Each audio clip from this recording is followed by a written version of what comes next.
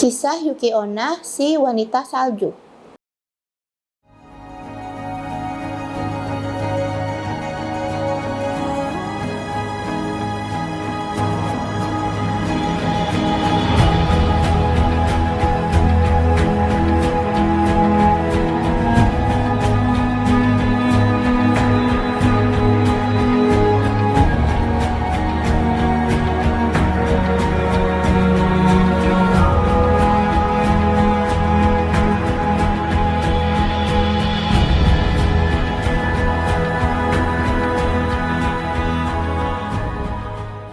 Cerita dimulai dari dua orang penebang kayu bernama Mosaku dan Minokichi yang hidup di daerah provinsi Musashi. Musashi itu terletak di antara Tokyo dan Saitama. Mosaku adalah seorang pria yang berada di usia senja, sementara muridnya Minokichi adalah seorang pemuda yang masih berusia 18 tahun. Setiap hari mereka berangkat pagi-pagi sekali ke sebuah hutan yang jaraknya 5 mil dari desa mereka. Di antara desa mereka dan hutan itu ada sebuah sungai besar yang beraliran arus deras. Begitu derasnya arus sungai tersebut sehingga tidak ada jembatan yang kuat menahan arusnya. Soalnya jembatan yang ada selalu rusak, tidak sanggup menahan terjangan arus deras. Siapapun yang ingin menyeberangi sungai harus melewatinya dengan bantuan kapal penyeberang kecil. Suatu hari Mosaku dan Minokichi sedang dalam perjalanan pulang. Ketika itu cuacanya dingin dan mulai turun badai salju. Saat sampai di tepi sungai, mereka menemukan bahwa si pengayuh perahu yang menyeberangkan mereka tuh sudah pulang ke rumah dan meninggalkan perahunya karena cuaca buruk. Sadar bahwa mereka tidak mungkin menyeberangi sungai dalam cuaca seperti itu, akhirnya mereka memutuskan bermalam di pondok sementara menunggu si pengayuh perahu. Pondok itu benar-benar sederhana dan hanya terdiri dari sebuah ruangan tanpa jendela yang berisi 2 buah tatami tanpa perabotan apapun. Tatami itu tika tradisional khas Jepang. Mosaku dan Minokichi yang sudah lelah kemudian segera menutup pintu agar salju tidak masuk ke dalam pondok, dan kemudian mereka langsung istirahat. Merasa sudah cukup hangat dan nyaman, Mosaku tidak lama berbaring langsung tertidur pulas. Tapi Minokichi yang masih muda, dia hanya termenung mendengar suara angin yang menderu disertai arus sungai yang bertambah deras. Badai tidak juga mereda dan udara malah bertambah dingin. Kemudian setelah beberapa lama, akhirnya Minokichi tertidur juga.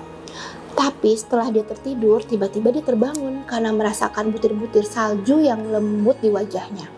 Ternyata pintu pondok yang mereka diami telah terbuka dan sepertinya dibuka dengan paksa. Minokichi melihat seorang wanita di dalam pondok. Wanita yang putih seperti salju dan memancarkan cahaya seperti salju, sedang membungkuk di atas Mosaku. Dia meniupkan nafasnya yang dingin menyerupai asap putih kepada Mosaku. Minokichi benar-benar terkejut dan ketakutan. Ia ingin menjerit tapi tidak ada sebuah suara pun yang keluar dari mulutnya. Nah, saat itulah sang wanita misterius itu beradu pandang dengannya. Ia mendekatkan wajahnya pada Minokichi. Dalam ketakutan yang amat sangat, Minokichi merasakan bahwa wanita yang di hadapannya itu sebenarnya seorang wanita yang sangat cantik, walaupun sorot matanya membuat tubuhnya gemetar dan ketakutan. Wanita itu terus menatap Minokichi dengan tajam, tapi tiba-tiba dia tersenyum dan berkata, "Aku ingin memperlakukanmu sama seperti orang lain, tapi aku kasihan padamu. Kamu masih muda. Minokichi, aku tidak akan menyakitimu. Tapi jika kamu memberitahu siapapun termasuk ibumu tentang apa yang terjadi malam ini, maka aku akan membunuhmu.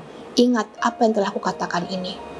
Seusai wanita salju itu berkata, ia meninggalkan Minokichi sendirian. Mengira semua itu hanya mimpi, Minokichi segera bangun dan melihat keluar, tapi ia tidak melihat siapapun atau apapun. Sambil menutup pintu, ia bertanya-tanya, "Yang tadi itu angin bukan ya yang membuka pintu pondok?" Ia lalu memanggil Mosaku, tapi tidak ada jawaban. Minokichi mengulurkan tangan untuk menyentuh Mosaku dan tanpa sengaja ia menyentuh wajah Mosaku yang ternyata wajahnya telah dingin dan membeku. Mosaku telah meninggal dunia. Ketika fajar tiba, badai pun berakhir dan si pengayuh perahu akhirnya datang. Ia menemukan Minokichi tergeletak pingsan di samping jenazah Mosaku. Kemudian ia membawa keduanya menyeberang dan menguburkan jenazah Mosaku. Sementara Minokichi dibawa pulang ke rumahnya. Setelah sembuh, Minokichi tidak dapat langsung melupakan kejadian yang ia alami. Ia dihantui oleh kematian Mosaku, dan ia bersikeras untuk tidak menceritakan kejadian itu pada siapapun, karena ia tidak ingin kehilangan nyawanya. Lama berselang, Minokichi baru berani kembali pada pekerjaan sehari-harinya. Menebang kayu, membelahnya menjadi potongan-potongan kecil, lalu menjual kayu tersebut ke pasar dengan bantuan ibunya. Pada musim dingin tahun berikutnya, Minokichi sedang berada dalam perjalanan pulang melalui jalan setapak di hutan. Saat itu, dia berpapasan dengan seorang gadis yang amat cantik, berkulit putih, hendak melalui jalan yang sama. Minokichi pun lalu menyapa gadis itu, dan tanpa disangka gadis itu menjawab dengan suara yang menurut Minokichi itu suaranya merdu sekali. Mereka pun berjalan bersama dan bercakap-cakap. Si gadis menceritakan bahwa ia bernama Oyuki. Ia telah kehilangan kedua orang tuanya, dan untuk menyambung hidupnya ia akan pergi ke Yedo atau Tokyo untuk mencari kerabatnya agar dapat membantu mencarikannya pekerjaan sebagai pelayan. Setelah sekian lama berbincang-bincang, Minokichi merasa mulai suka pada gadis itu, sehingga ia pun memberanikan diri untuk bertanya apakah Oyuki sudah punya pasangan atau belum. Oyuki tertawa mengatakan ia belum punya pasangan, dan ia pun balik bertanya apakah Minokichi sudah punya pasangan, dan Minokichi menjawab ia pun belum memilikinya. Setelah itu mereka hanya saling diam dan melanjutkan perjalanan sampai tiba di desa tempat tinggal Minokichi. Namun dalam hati masing-masing sebenarnya mereka telah tumbuh rasa saling menyukai. Maka Minokichi mengundang Oyuki untuk singgah dan beristirahat di rumahnya. Oyuki ternyata bukan hanya gadis yang cantik, tapi juga berkelakuan baik. Ibu Minokichi pun tidak butuh waktu yang lama untuk menyukainya, sampai ia membujuk Oyuki agar mau menunda perjalanannya ke Yedo. Dan pada akhirnya, Oyuki tidak pernah melanjutkan perjalanannya ke Yedo, melainkan menetap di desa itu dan tinggal bersama Minokichi dan ibunya sebagai istri dan menantu. 5 tahun kemudian, ibu Minokichi meninggal. Oyuki tetap bersama-sama Minokichi, bahkan ia telah melahirkan 10 orang anak lelaki dan perempuan. Semuanya tampan dan cantik-cantik, serta memiliki kulit putih seindah ibunya. Banyak penduduk desa yang mengagumi Oyuki. Kebanyakan petani akan tampak tua setelah melahirkan anak, tapi Oyuki yang telah menjadi ibu 10 anak tetap terlihat cantik dan tidak berubah, secantik saat pertama kedatangannya di desa mereka. Suatu malam, setelah anak-anak tidur, Oyuki sedang menjahit dibantu dengan sebuah cahaya dari lampu kertas. Minokichi yang sedang menatapnya tiba-tiba berkata, "Melihat kau menjahit dengan pantulan cahaya di wajahmu, aku teringat sebuah hal aneh yang terjadi saat aku masih berusia 18 tahun. Saat itu, aku melihat seorang wanita yang sangat cantik dan seputih dirimu, dan ia sangat mirip denganmu."